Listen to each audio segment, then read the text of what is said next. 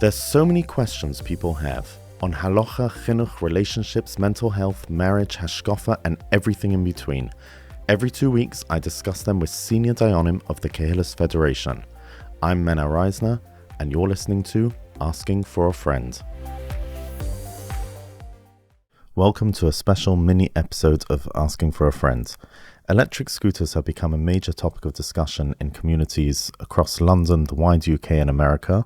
There's been local awareness campaigns, videos circulating of accidents and near misses, and increasing debate amongst parents, schools, community leaders about how to approach this issue.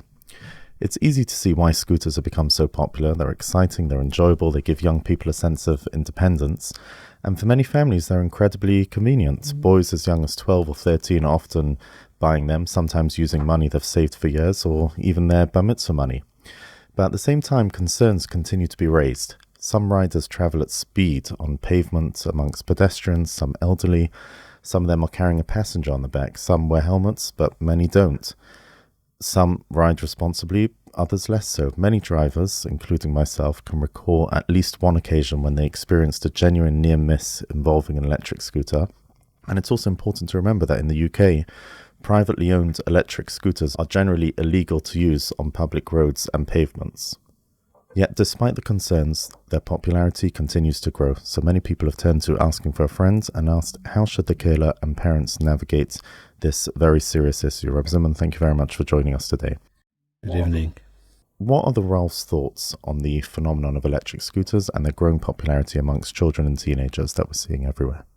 I think it's a serious safety risk, and they're just an accident waiting to happen.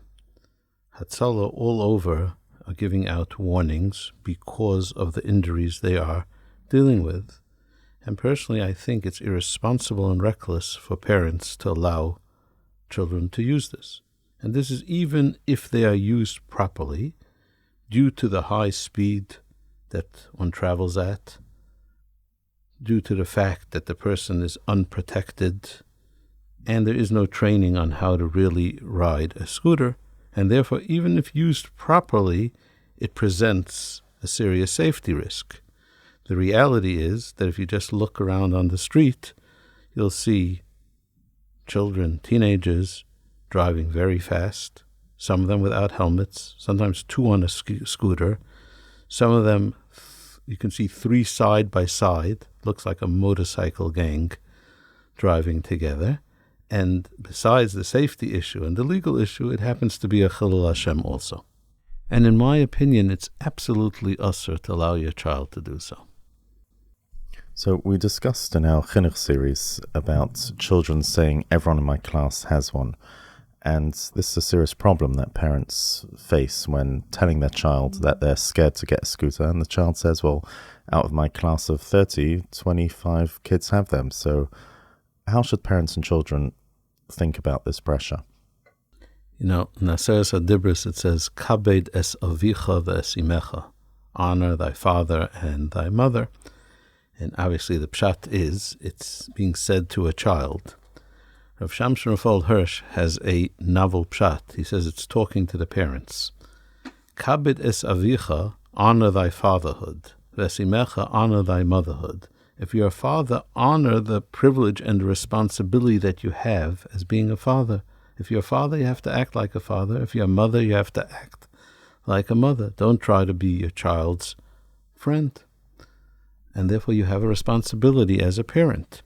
Furthermore, although children love to push boundaries, they actually crave boundaries. Every child, anyone who's ever raised a child knows that children would love to stay up to midnight and eat ice cream 3 times a day.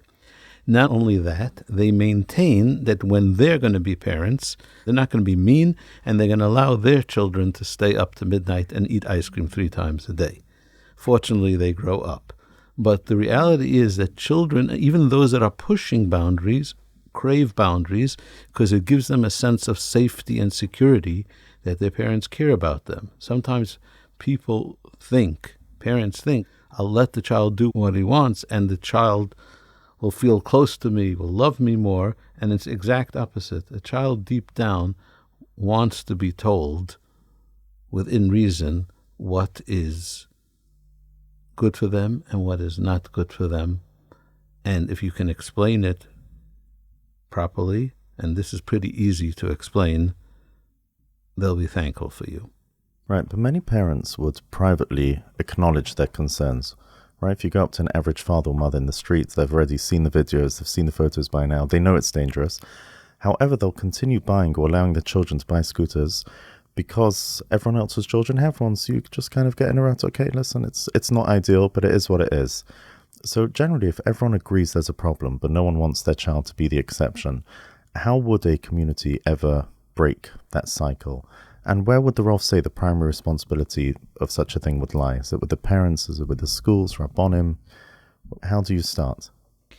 So again, people always ask me, I believe so strongly, but can one person change the world? And I tell them, yes, it was always one person that changed the world. It was never a rabbim that got together and changed the world, nor was it ever a committee that changed the world. Everything, all revolutions in the world were started by a person who believed strongly in something. They go out and do it and say it, and then the silent majority goes along with them. So the answer is, how does a community ever break the cycle? It's always going to be one person who's going to get up and say, enough, dayenu, and other people will go along with it. Who has the responsibility? I imagine primarily it's parents. Parents are responsible for their children's safety. Do schools have responsibility? I would think certainly at the very least they have responsibility of how the children come to school and how they go home from school. And that's something they can enforce. A school might say, I cannot really enforce and oversee what children do outside of school in their own time. At the same time, schools make rules regularly, rules about technology, rules about dress codes, that this argument would apply to, and it doesn't stop them from making these rules. So obviously it's a shutvis, it's a cooperation between parents and schools, although I think parents have the primary responsibility. Community organizations, yes, the safety ones. Where you see, let's say in America, it's Hatzalas all over that taking the lead on it. Should rabbonim be speaking out on it? Definitely yes, that's what we're trying to do tonight. For many families, scooters, we're not just discussing a dangerous toy. From a parent's perspective, it isn't just a fun item, it's also a major convenience. It could save the parents countless lifts and school rotas and taking the kids to shiurim and trips to friends' house and complicated rotas. What would the Rav say to those parents that object and say, I hear that it's a dangerous item, however, it's incredibly convenient? I can sympathize with them, except that I've sat in hospitals with children, let's say at an earlier stage, who drove bicycles without helmets.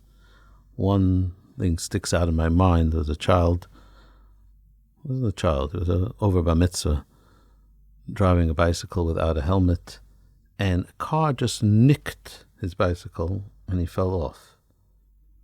And his head hit the pavement. I recall him being with him in the hospital. He had fever of excess of 42 degrees centigrade, him lying on a bed of ice to try to cool him down, under a blanket of ice to cool him down, and he was having seizures. Baruch Hashem, he pulled through. He largely recovered, but never fully recovered. Yes, it's convenient, but there are things in life. Safety is more important. And chas v'shalom, someone should ever have to go through such a circumstance, being with a child in the hospital because of convenience. So practically, just to wrap it up, if the Rav can address the parents of a boy who just spent several £100s of his own savings, his bar mitzvah money, or his parents gave them to him, he can't give it back. He's enjoying it. His friends have them.